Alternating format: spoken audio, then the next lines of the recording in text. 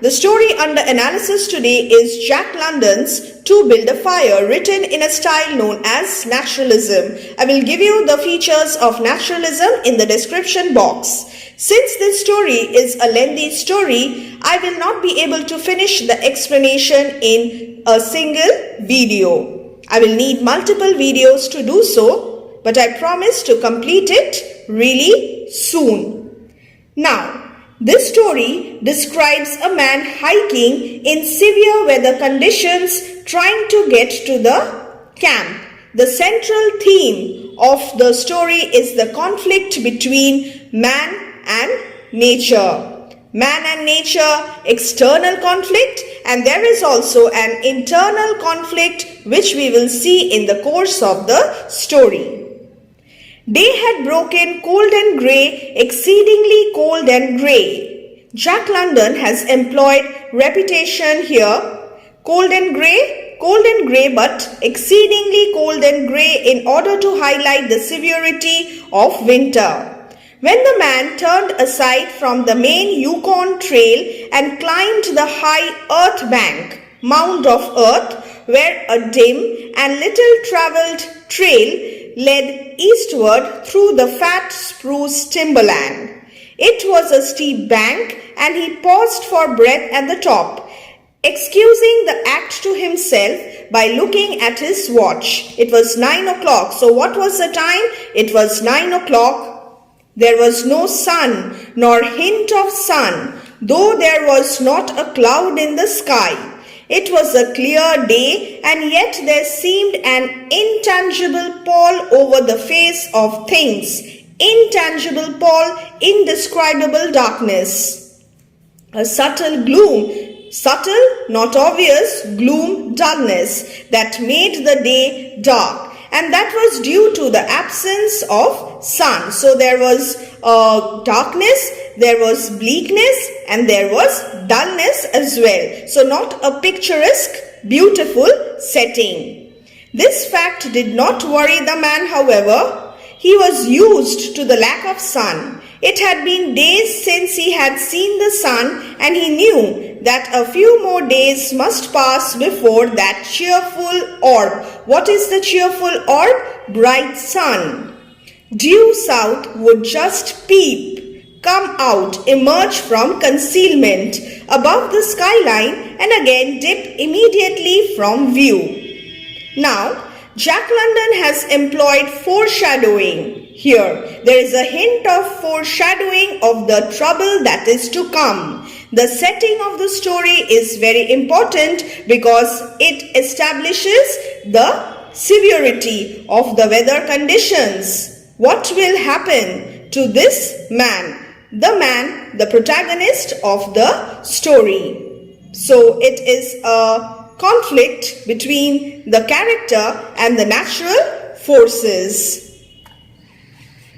The man flung a look back along the way he had come. The Yukon lay a mile wide and hidden under 3 feet of ice. 3 feet.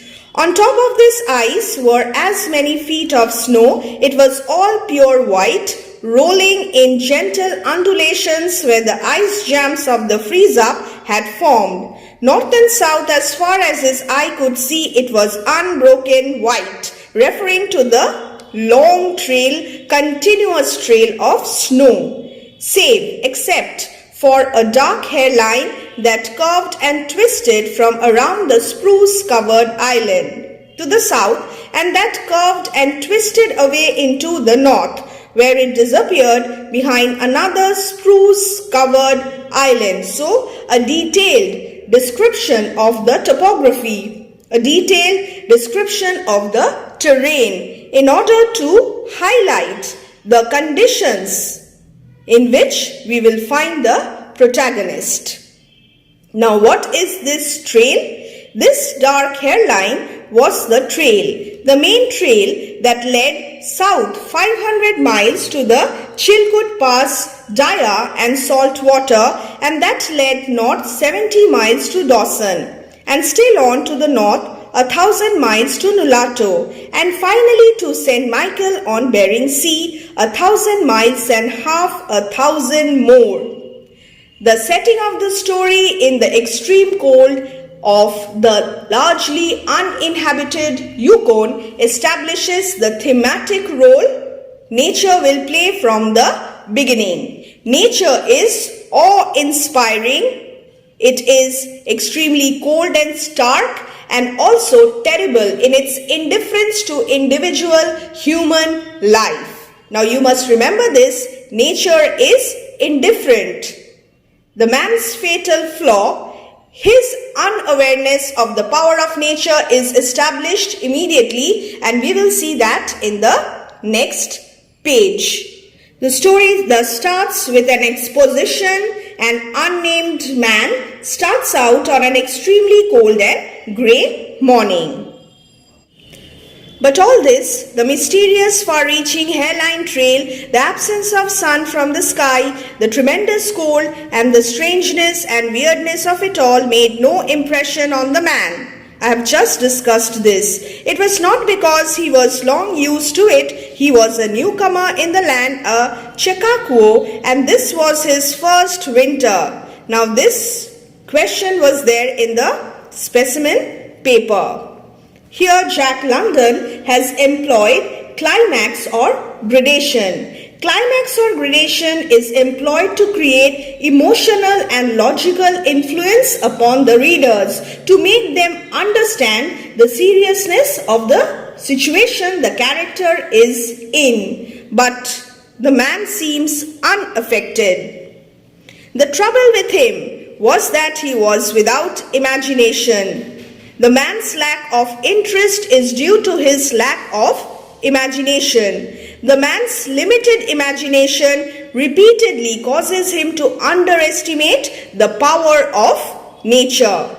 He is confident in his survival skills, which rely on man-made resources and not natural abilities. He was quick and alert in the things of life. The man is competent, resourceful, practical, but uninterested in the meanings behind things. Only in the things and not in the significances. 50 degrees below zero meant 80 odd degrees of frost. Specific, minute details. Just fact impressed him as being cold and uncomfortable, and that was all. It did not lead him to meditate upon his frailty, weakness. He did not have any philosophical thoughts. He did not contemplate. He was not contemplative and meditative, but he was very practical. As a creature of temperature and upon man's frailty in general. So man's frailty, transitoriness of human life on earth, the power of nature, all these things hardly bothered him. In general, able only to live within certain narrow limits of heat and cold, and from there on it did not lead him to the conjectural field, suppositional, guess, he never guessed even, field of immortality and man's place in the universe. 50 degrees below zero stood for a bite of frost that hurt, and that must be guarded against by the use of mittens, ear flaps, warm moccasins, and thick socks. He must make all these preparations in order to protect himself from extreme cold, but he was hardly bothered about the deeper realities, the inner meanings of life and the universe. 50 degrees below zero was to him just precisely 50 degrees below zero. Here again Jack London is using repetition. As he turned to go on, he spat speculatively. There was a sharp, explosive crackle that startled him. So, this is an example of auditory imagery, startling sound, startling, explosive sound of the crackle. He spat again in order to confirm.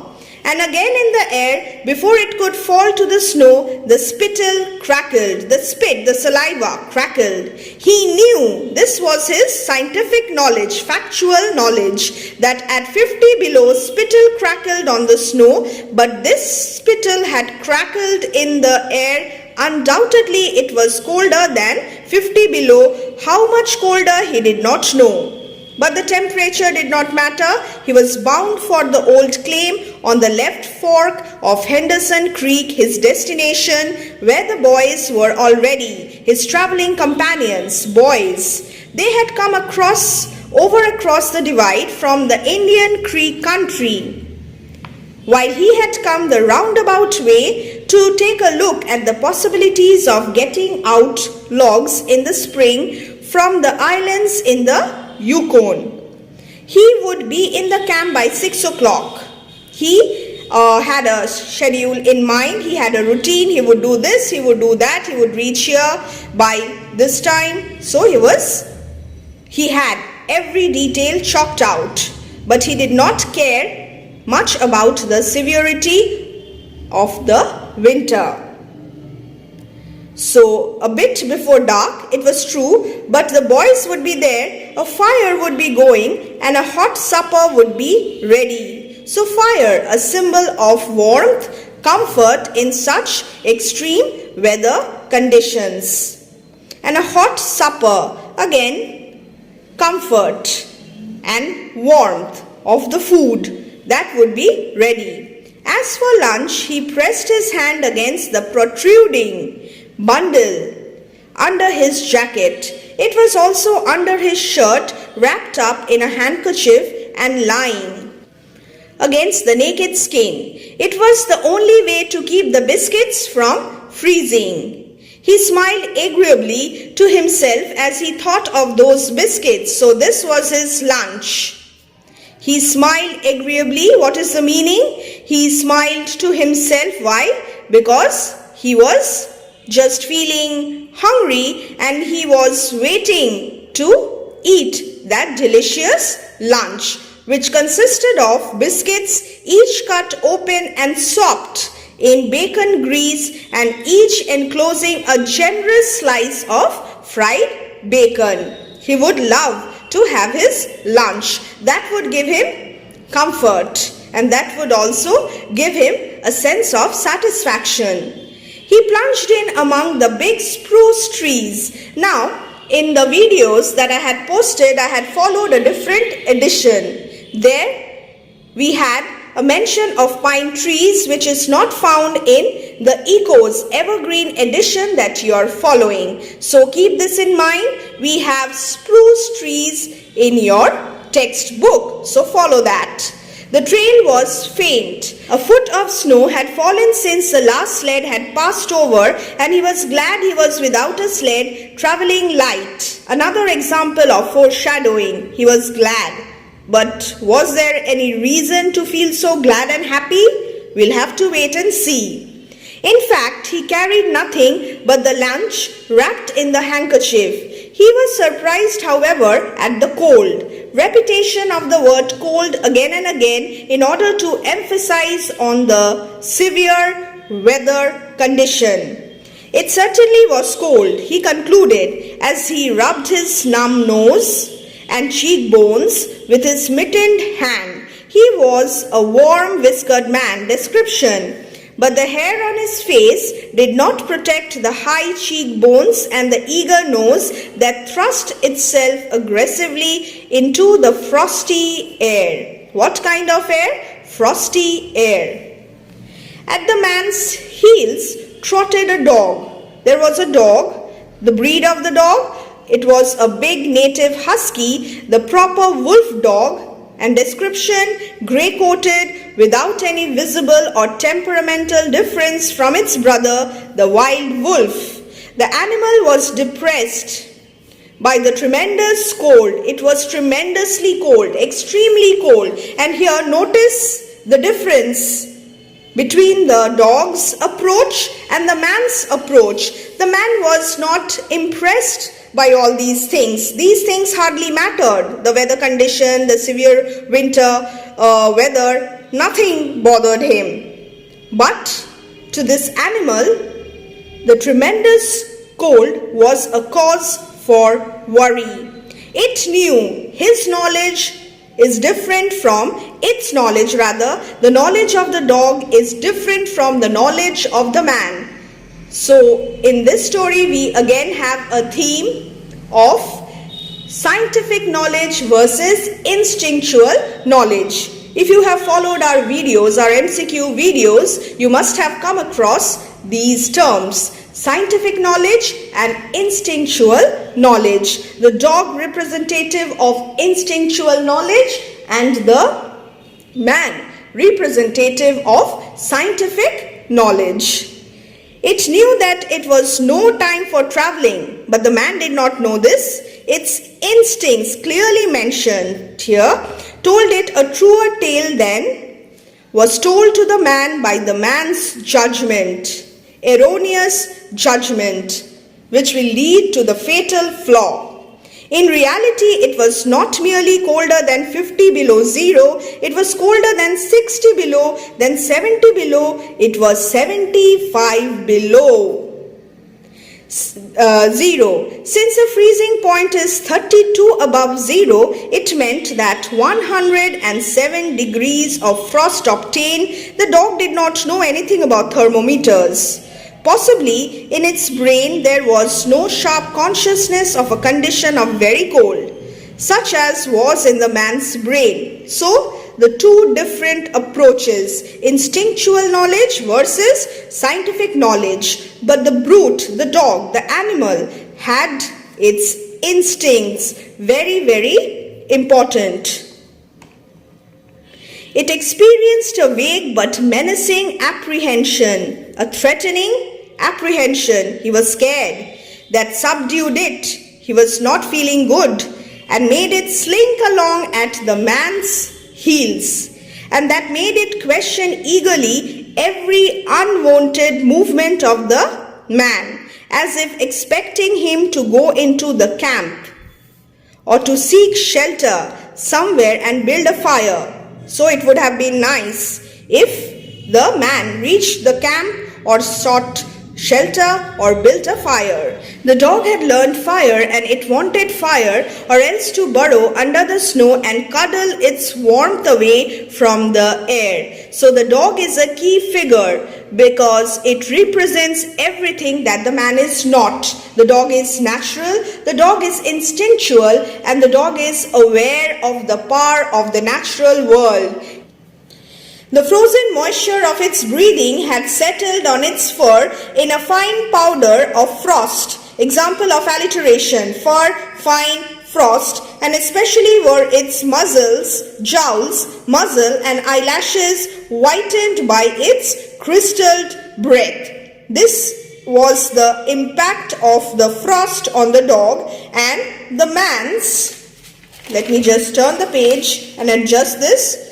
The man's red beard and moustache were likewise frosted, but more solidly, the deposit taking the form of ice and increasing with every warm, moist breath he exhaled. Both the fur of the dog and the facial hair of the man were frosted from their warm breath freezing. So the man and the dog, although different, are both impacted by extreme conditions. Also the man was chewing tobacco, and the muzzle of ice held his lips so rigidly that he was unable to clear his chin when he expelled the juice.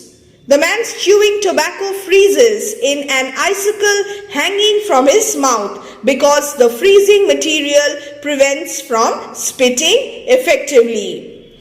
Now, the result was that a crystal beard of the color and solidity of amber was increasing in its length on his chin. Visual imagery. If he fell down, it would shatter itself like glass into brittle fragments. If he fell down, it would shatter itself like glass into brittle fragments. What is the literary device used here? Like glass. Therefore, simile. But he did not mind the appendage. It was the penalty all tobacco chewers paid in that country, and he had been out before in 2 cold snaps.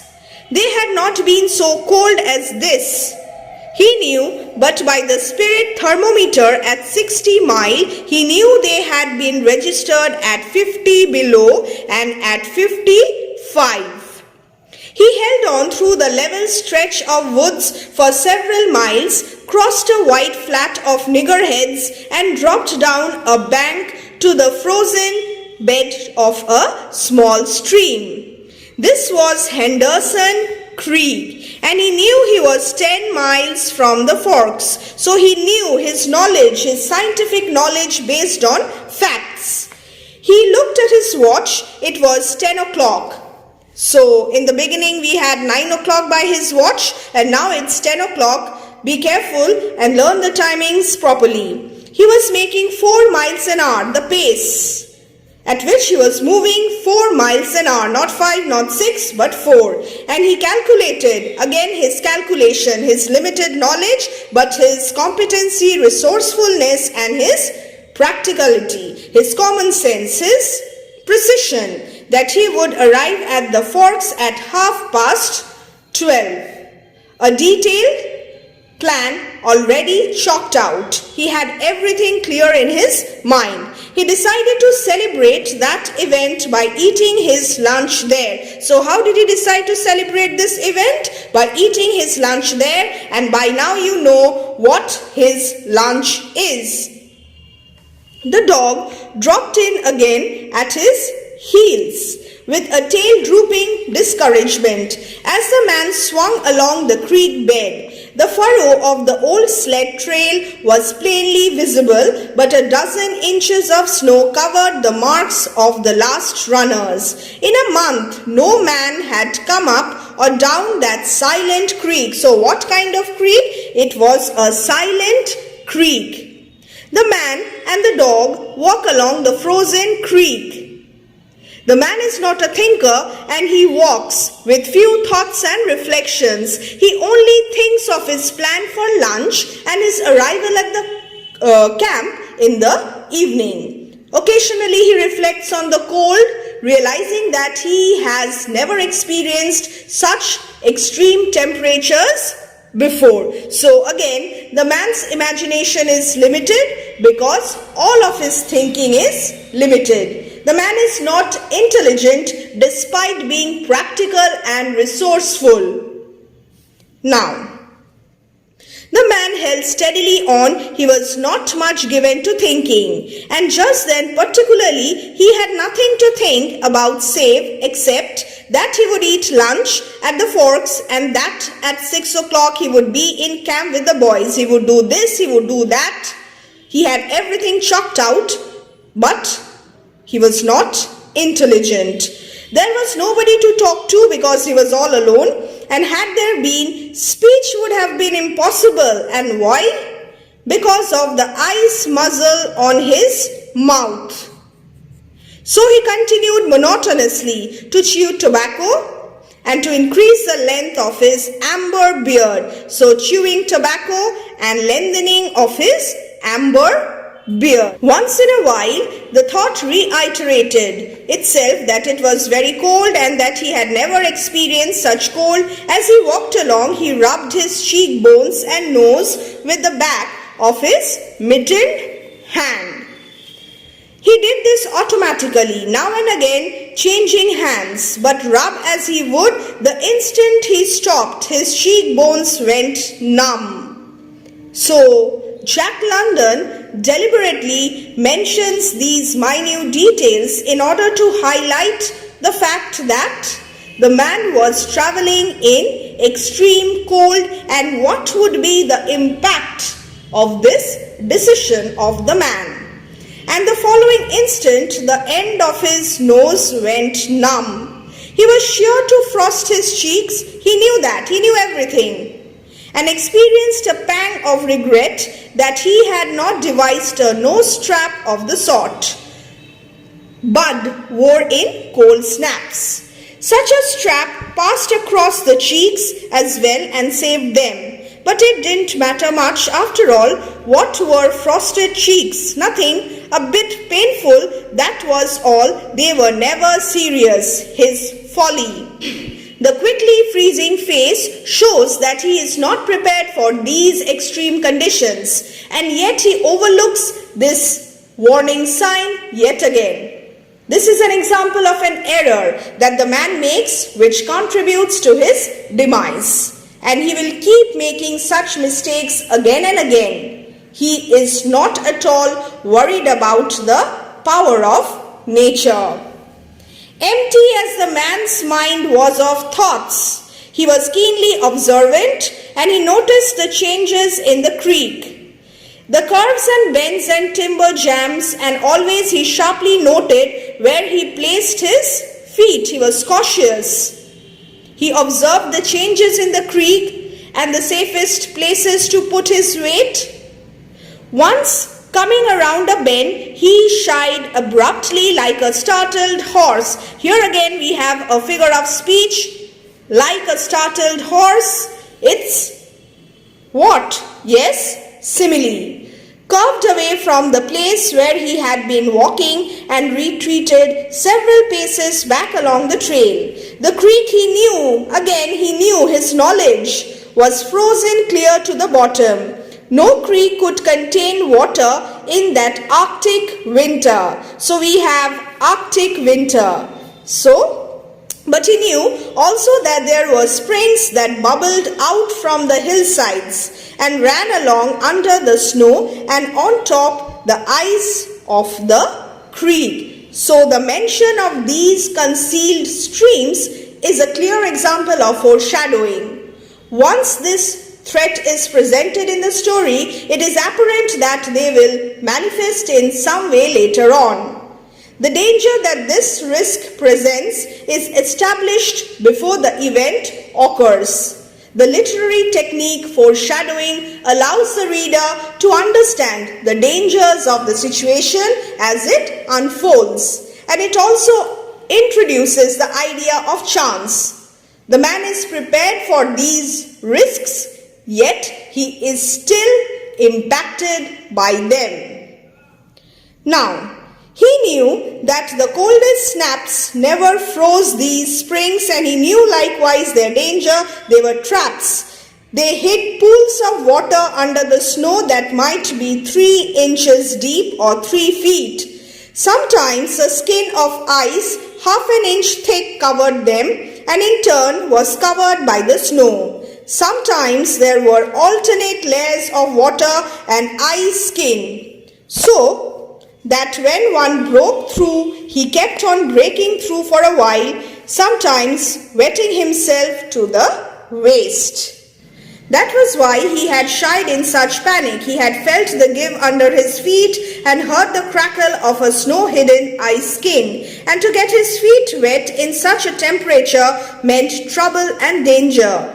At the very least, it meant delay. So he did not want to delay, for he would be forced to stop and build a fire, and under its protection to bare his feet while he dried his socks and moccasins. He stood and studied the creek bed and its banks and decided that the flow of water came from the right.